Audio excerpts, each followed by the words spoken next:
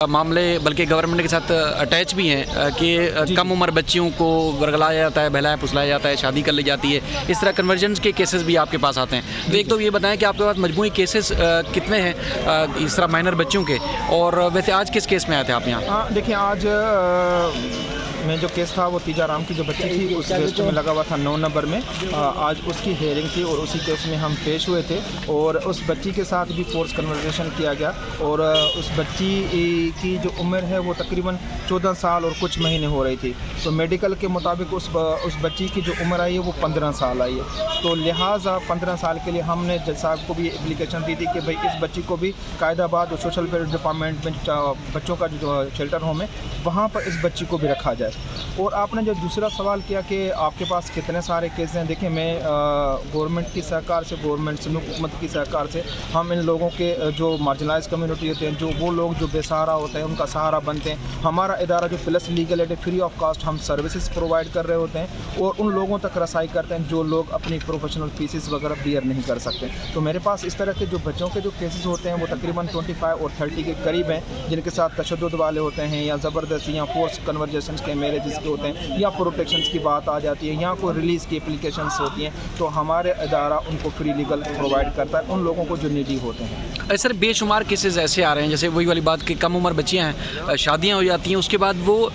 उस कानून पर अमल दरामद नहीं हो पा रहा। तो आपका इदारा गवर्नमेंट क्या कर रही है? देखिए हम कोशिश कर रहे होते हैं कि जितना हमें सपोर्ट होती है तो हम उसी दायरे में रह करके हम अपने हवाले से ही हम उसको अवेयरनेस देते हैं कम्युनिटीज़ में जहाँ जहाँ हमारा दायरा होता है हम अवेयरनेस देते हैं। देखिए ये तो प्राइमरी रिस्पॉन्सिबिलिटी स्टेट की होती है कि आप इतनी अवेयरनेस दें, इदारों को इंस्टीट्यूशनलाइज कराएं और इस तरह का एक सिस्टमेटिकली प्रोग्राम लेकर के चलें जो ओवरऑल भले वो रिलीजियस के किसी भी रिलीजियस के साथ हो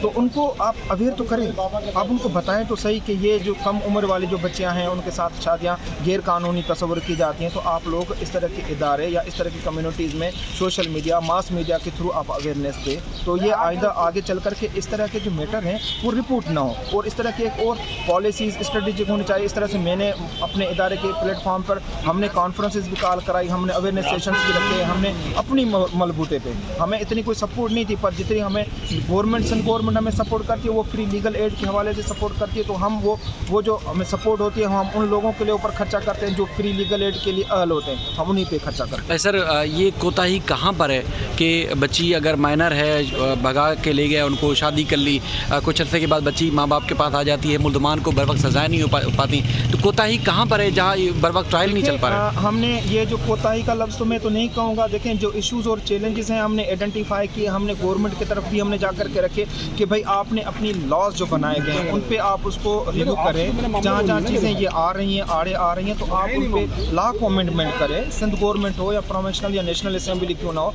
आप इस पे इस तरह की पॉलिसीज़ बनाए जाएँ, लॉ बनाए जाएँ जो इस तरह की बच्चियों को पाबंद किया जाए कि 18 साल की कम उम्र वाली बच्चों को जो जो निकाह है वो गैर कानूनी करार दिया जाए। और दूसरी बात ये कि देखें हम हर चीज़ के लिए हम जाते हैं, अकाउंट खोलने जाते हैं, ड्राइविंग लाइसेंस लेने जाते हैं, किसी जगह पे भी जाएं तो हमें हर चीज़ जगह पे कहता है कि प्रॉपर्टी ट्रांसफ़र करा कहते हैं कि भाई आप अपना शनाख्ती कार्ड दें। जब हम सारी चीज़ें ये कर रहे होते हैं तो फिर आप ये क्यों नहीं कहते हो कि भाई जब फ्री विल कराने जाते हैं आप उसको इंस्टीट्यूशनलाइज करें ना, आप उसको इस तरह सा मैकेनिज्म बनाएं। आप एक बच्ची होती है तलाक लेने के लिए आपके पास कोर्ट में आके खड़ी हो जाती है, फ्री विल करने के लिए किसी वकील के दफ्तर में खड़ी हो जाती है, क्यों? उसके लिए आपके लिए पूछताछ नहीं, उसके लिए निकाहनामा नहीं पूछा जाता, हर चीज़ नहीं जाती क्यों? मैं कहता हूँ कि आप उसको इस तरह का स्ट्रीम लाइन करें, उसको सिस्टमेटिकली लेकर आ जाएँ, उसको आप ये पावर एक्सरसाइज कर दें, कोर्ट को दिए जाएँ कि कोर्ट उसको मद्देनज़र रखे, डिसाइड करे, फैमिली जज को पावर दिए जाएँ कि फैमिली जज उसको इसके ऊपर डिसीजंस लें। आप देखें एक मौलवी निकाह ख़वान वो अपने चंद रुपयों की खातिर वो अपनी सारी चीज़ें कर करके अपनी किसी एक बच्ची के साथ उनका निकाह हो जाता है, वो एक कम उम्री वाली बच्ची उसके साथ कितनी नाइंसाफ़ी होती है, बाद में ये पता चलता है 3 महीने या 6 महीने के बाद यार ये काम था वो गलत हो गया। आपने पिछले केसेस देखे, मेरा नाम नहीं लेना चाह रहा मीडिया के सामने, कितने सारे ऐसे केसेस हैं जो हमें पता ये जब बाद में चलता है कि जब उनकी काउंसलिंग और रिफॉर्म्स हो जाते हैं बाद में पता चलता है कि वो बच्ची जो है वो अपने वालिदैन के पास जाना चाहती है। आप मुझे बताएं ये किसका कसूर है? स्टेट का कसूर है या हम लॉ मेकिंग वालों का कसूर है? किसका कसूर है? हमें बैठ करके सर पे हाथ रख करके जोड़ करके कुछ चीज़ें करनी पड़ेंगी, नहीं तो वरना इस तरह के केसेस और वाक़यात जो रिपोर्टेड है वो ज़्यादा होंगे। अच्छा सर, मेहदी काज़मी साहब की साहबजादी वापस आ गई, इब्तिदा में कोई 5-6 डेट्स में आपने केस फाइट किया सिंध हाई कोर्ट में। पहली जो मिसिंग की दरख्वास्त थी वो आपने दायर की थी, अब बच्ची वापस आ गई है, क्या कहते हैं? देखें मैंने उसमें भी केस में देखें मैं 5-6 डेटों पे तो नहीं था, काफ़ी डेटों हेयरिंग पे था, और मेरे ख्याल में तकरीबन कोई 2 महीने से लग तक मेरे पास ये केस था, और मैंने उसको स्टार्टिंग से लेके एंड तक बच्ची रिकवर हमने कराई थी मुख्तलिफ काफ़ी असर रसूख के बाद, मतलब कोर्ट की डायरेक्शन के बाद बच्ची ने इनिशियल स्टेटमेंट दिया।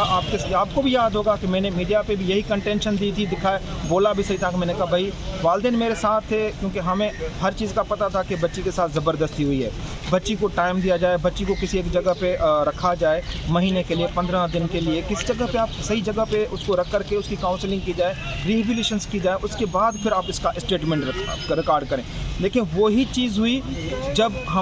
मेरी जो कंटेंशन थी, जब बच्ची को दोबारा महीने 1.5 महीने के लिए रखा गया, जब उसकी रिहेबिलिटेशन की गई, काउंसलिंग की गई, उसके बाद दोबारा उसका जब स्टेटमेंट लिया गया, तो वही स्टेटमेंट हुआ जो मेरा जो कंटेंशन था, जो मेरे हर वक्त मीडिया में यही कहा करता था कि मैंने कहा नहीं, बच्ची के साथ ज़बरदस्ती की गई है, इसके पीछे गैंग है, इसको फोर्सली किडनैप किया गया है। आप मुझे बताएं क्या वही चीज़ थी जो मैंने पहले ली हुई थी इनिशियल स्टेज से आखिर तक, वही साबित हुई जो मैंने कहा था। तो आप खुश हैं? जी अब बच्ची बिल्कुल, वापस 100% खुश हूँ, क्योंकि लाजमन है, क्योंकि मैंने केस स्टार्टिंग से इनिशिएट किया, एंड तक भी हम लेकर आए, क्योंकि बीच में हमारे दोस्त हैं वकला, वो भी आ गए, अच्छा है, और हमने साथ में मिल कर के हमने उसको लेकर के चले, पर जो मेरी पिली थी वो तो साबित हो गई ना। बिल्कुल। अच्छा ये बताएं कि अब ये तो सज़ाएँ का तो मैं तो नहीं कह सकता ना, सज़ा के लिए तो देखो वो एविडेंस कोर्ट रिकॉर्ड करती है, जो प्रोसिक्यूशन होगी एविडेंस आएगी, क्योंकि लाजमन है उसके ऊपर उसी बुनियाद पर एविडेंस को मद्देनज़र रखते हुए फिर जो है वो सज़ा की तरफ केस जाएगा। और रही बात देखें इसका बच्ची का जो स्टेटमेंट है वो बड़ा